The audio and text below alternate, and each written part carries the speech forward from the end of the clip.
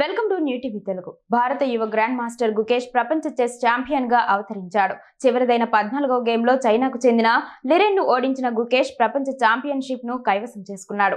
అత్యంత చిన్న వయసులో 18 ఏళ్లకే గుకేష్ ఈ ఘనత సాధించి చరిత్ర సృష్టించాడు. మొత్తం 14 గేమ్లలో గుకేష్ 3, లిరెన్ 2 గేమ్లో విజయం సాధించారు.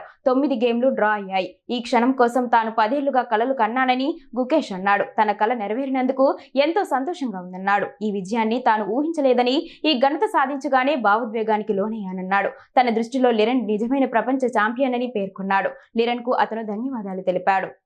ప్రపంచ చెస్ ఛాంపియన్షిప్ లో చరిత్రాత్మక విజయం సాధించిన భారత్ యువ గ్రాండ్ మాస్టర్ గుకేష్ దొమ్మరాజుపై ప్రముఖుల నుంచి ప్రశంసల వర్షం కురుస్తుంది.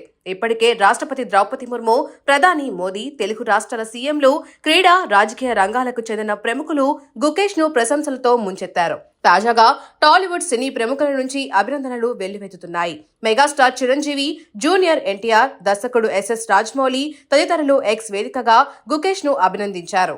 వావ్, జస్ట్ వావ్, నా హృదయం గర్వంతో ఉప్పొంగుతుంది. Gukesh, what a phenomenal fit.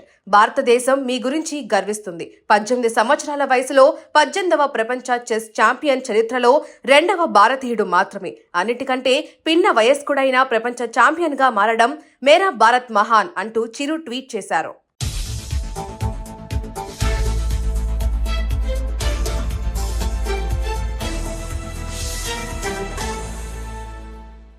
Gukesh సాధించిన విజయాన్ని ప్రశంసిస్తూ తారక్, గుకేష్ కు గ్రాండ్ సెల్యూట్. భారతదేశపు అద్భుతం, ప్రపంచంలోని అత్యంత పిన్న వయస్కుడైన చెస్ ఛాంపియన్. మీ ప్రయాణంలో మున్ముందు మరెన్నో విజయాలు అందుకోవాలి అని తన ట్వీట్లో పేర్కొన్నారు.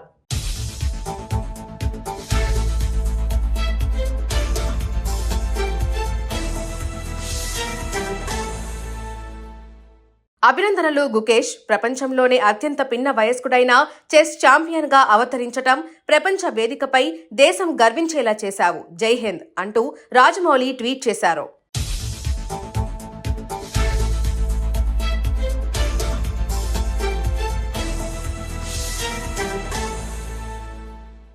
అలాగే ప్రముఖ నటుడు కమల్ హాసన్ కూడా గుకేష్ ను మెచ్చుకున్నారు. చరిత్రకే చెక్మేట్ పడింది. చదరంగం చరిత్రలో అత్యంత పిన్న వయస్కుడైన ప్రపంచ ఛాంపియన్ గా నిలిచినందుకు గుకేష్ కు అభినందనలు. భారతదేశం గర్వంతో వెలిగిపోతుంది.